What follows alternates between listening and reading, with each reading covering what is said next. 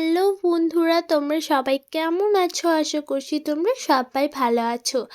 আজ নিয়ে চলে এসেছি তোমাদের জন্য আর একটা দুর্দান্ত রেসিপি নিয়ে। তো তোমরাও কি ভাত হয়ে যাওয়ার পর ভাতের মার ফেলে দিচ্ছ? তো এটা আজকের পর থেকে আমি তোমাদের কাছে কথা দিচ্ছি যে তোমরা আর আজকের পর থেকে কোনোদিনও ভাতের মার ফেলিয়ে দেবে না। এই রেসিপিটা দেখো আর শিখে নাও যে কিভাবে খুবই সহজ পদ্ধতিতেই এই মুচমুচে পাঁপড় বানিয়ে নেওয়া যায় শুধুমাত্র ভাতের মাড়ের সাহায্যে। জাস্ট কয়েকটা উপকরণে রেডি হয়ে যাবে এই মুচমুচে পাঁপড়টা। তো প্রথমে আমি নিয়ে নিয়েছি মাড়টা। তো চালটাকে ভালোভাবে ধুয়ে ভাতটাকে বানিয়ে আমি নিয়ে নিয়েছি এই মাড়টা কিন্তু উষ্ণ গরম হতে হবে। এরপর আমি একটা বোলে এই যে কাপটা দেখতে পারছো, এই 1 কাপ পরিমাণ ময়দা দিয়ে দিলাম আর 1 কাপ পরিমাণও দিয়ে দিলাম। এরপর এর মধ্যে দিয়ে দিচ্ছি সামান্য পরিমাণ লবণ, তারপরে দিয়ে দিচ্ছি জিরে। আমি এখানে গোটা জিরে নিয়েছি, তোমরা চাইলে কালো জিরেও নিতে পারো। আসলে এই জিরেটা দিলে কিন্তু খুবই সুন্দর একটা ফ্লেভার আসে। এরপরে এই শুকনো উপকরণগুলো ভালোভাবে মিক্স করে নিচ্ছি।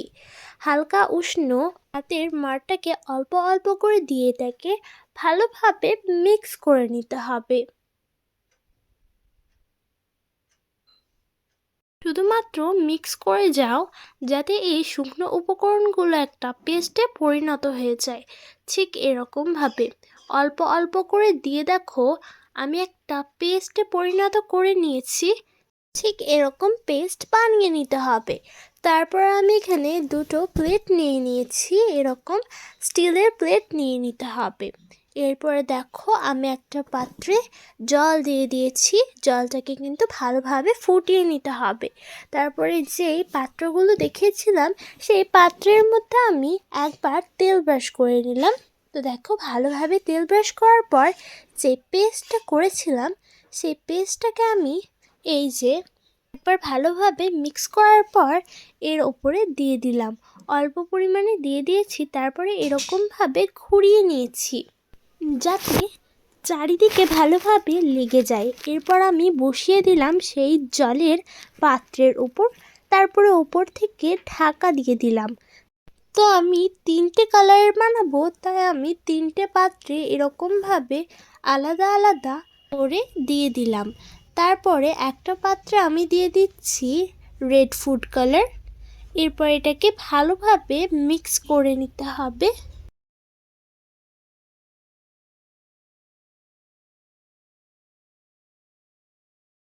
আমার মনে হলো আরেকটু পরিমাণে লাগবে, তাই আমি আরেকটু পরিমাণ দিয়ে দিলাম। তারপরে ভালোভাবে মিক্স করে নিলাম। এরপর কালারটা দেখো পারফেক্ট এসেছে। 3টে কালারের কী কী আমি তোমাদেরকে বলে দিচ্ছি। একটা হচ্ছে কি রেড, একটা হচ্ছে গ্রিন আর একটা হচ্ছে হোয়াইট। তো আমি এরপর গ্রিনটাকে বানিয়ে নিচ্ছি। তো গ্রিন ফুড কালারটাকে দিয়ে দিলাম। এরপর এটাকে ভালোভাবে মিক্স করে নিলাম। গ্রিনটা কিন্তু অল্প দিলে কত সুন্দর একটা কালার চলে আসে দেখো। তো দেখো সবগুলোই কিন্তু আমার রেডি। এরপর যেই পাঁপড়টাকে বানাতে দিয়েছিলাম সেটা দেখো কিছু সেকেন্ডের মধ্যে কিন্তু রেডি হয়ে গেছে। এরপর এটাকে তুলে নিয়েছি। একটু যখন ঠান্ডা হয়ে যাবে তখন আমি একটা ছুরির সাহায্যে এর সাইডগুলোকে ভালোভাবে ছাড়িয়ে নিচ্ছি যাতে খুবই সহজভাবেই ছেড়ে যায়।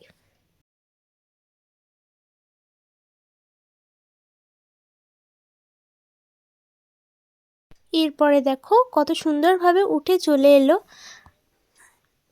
দারুণ হয়েছে। এরকমভাবে আমি পুনরায় বানিয়ে নেব। দেখো সেই সেম প্রসেসেও আমি কিন্তু আরেকটাকে বানিয়ে নিয়েছি। এরপর চলো রেডটা বানাই। তো রেডটাকে দিয়ে দিলাম, অল্প পরিমাণে দিয়ে দিতে হবে। তারপরে এরকমভাবে ছড়িয়ে দিতে হবে। একবারই শুধু তেল ব্রাশ করতে হবে, বারে বারে করলে হবে না। তো আমার আর একটা যে পাত্রটা ছিল তার উপরেও আমি সেই রেড ফুড কালারটা দিয়ে দিলাম। তারপরে কিন্তু আমি এটাকে ঘুরিয়ে নিচ্ছি। তারপরে যেই জলটা ফুটছিল সেই পাত্রের উপর আমি এটাকে দিয়ে দিলাম, তারপরে ঢাকা দিয়ে দিয়েছি। আর দেখো কয়েক সেকেন্ডের মধ্যেই কিন্তু এটা রেডি হয়ে গেছে। এটাকে আমি তুলে নিয়েছি। তো আমি আরেকটাকেও বসিয়ে নিয়েছি। এরপরে দেখো এটাকেও আমি কিন্তু ছাড়িয়ে নিয়েছি। আর এদিকে আমি বানিয়ে নিচ্ছি গ্রিনটাকেও। তো গ্রিনটাকে এরকমভাবে ছড়িয়ে নিতে হবে, সেরকম যেমন আমি বাকিগুলো বানিয়েছি ঠিক সেরকমই। তো দেখো কিছু সেকেন্ডের পর এটা কিন্তু রেডি হয়ে গেছে। এটাকে কিন্তু তুলে নিচ্ছি। এরপর গ্রিনটাকে বসিয়ে দিলাম। আর হালকা ঠান্ডা হওয়ার পরই কিন্তু এগুলোকে তুলে নিতে হবে। এরপর আমি আর একটা গ্রিনও বানিয়ে নিয়েছি। আর এদিকে আমার সেই গ্রিন পাঁপড়টাও কিন্তু রেডি। তো আমি আরেকটাকেও কিন্তু চাপিয়ে দিয়েছি। সেই সেমভাবে কিন্তু সবগুলোকে বানিয়ে নিতে হবে। এটাকে কিন্তু আমি ছাড়িয়ে নিচ্ছি দেখো। আর কত সুন্দরভাবে উঠে আসছে, দারুণ লাগছে দেখতে। তো দেখো সবগুলোই কিন্তু আমার এক এক করে রেডি হয়ে গেছে। এটাকে তোমরা 3 দিন অথবা 2 দিন রোদে শুকিয়ে নিতে পারো, বা তোমরা যদি চাও তাহলে ফ্যানের হাওয়াতেই কিন্তু এটা শুকিয়ে যাবে। তোমাদের কাছে যেটা ভালো মনে হবে তোমরা সেটাই করবে। আমি তো এটাকে রোদে শুকিয়েছিলাম, আর আমি তোমাদেরকে বলছি রোদেই শুকাবে। তো দেখো কত সুন্দরভাবে শুকিয়ে গেছে। আর এদিকে গ্যাস ওভেনে আমি দিয়ে দিয়েছি একটা কড়াই, তারপরে দিয়ে দিয়েছি তেল। তেলটা যখন গরম হয়ে যাবে তখন আমি একটা গ্রিন পাঁপড় ভেজে নেব। আর কত সুন্দরভাবে ফুলছে দেখো। নেক্সট আমি রেড পাঁপড়টাকেও কিন্তু ছেড়ে দিয়েছি। সবগুলোই কিন্তু পারফেক্টভাবে ফুলছে, একদম টুপির মতো লাগছে দেখো।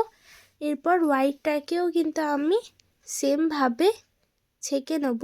তারপরে রেডি হয়ে গেল আমাদের মারের পাঁপড়ের রেসিপি, যেটা কিন্তু খেতে দারুণ। একবার হলেও তোমরা এই রেসিপিটা ট্রাই করে দেখবে। এটা ঠিক কতটা পরিমাণ মুচমুচে হয়েছে দেখো। খুশবুতে এটা খুবই সুন্দরভাবে খেয়েছে। তাই তোমরা একবার হলেও এই রেসিপিটা ট্রাই করে দেখবে। তো আজকের মতো বিদায় নিচ্ছি। ভালো থাকবে, সুস্থ থাকবে, আর পরের ভিডিওটার জন্য অপেক্ষা করবে।